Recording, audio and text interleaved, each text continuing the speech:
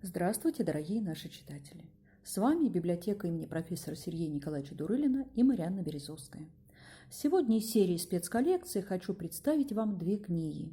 Первая книга – это книга Ильи Эренбурга «Буря».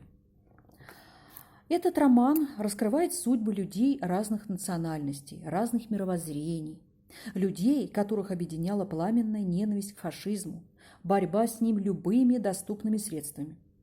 Судьба Ильи Эренбурга похожа на остросюжетный роман, в котором все – слава, признание, знакомство с выдающимися деятелями прошлого века, войны, награды, эмиграция, возвращение на родину и работа, много работы. Книга эта вышла в издательстве «Советский писатель» в 1948 году, роман в 6 частях. Следующая книга Шарль де Костер «Легенда об Улленшпигеле». Посмотрите на титульный лист, как оформлен. Тут иллюстрация и вот так оформлено. Что же здесь написано?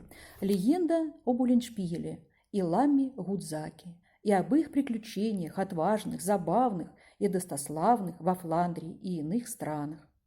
Сокращенный перевод с французского Горнфельда, иллюстрации Кибрика. Есть два предисловия. «Бессмертный Тиль», в котором говорится так. «Старинная Фландрия, родина Тиля Улленшпигеля. Веселая и богатая страна, страна румяных и шутливых людей, тучных пастбищ, маленьких городов, дремлющих под треньканье надтреснутых колоколов и других городов, многолюдных и огромных.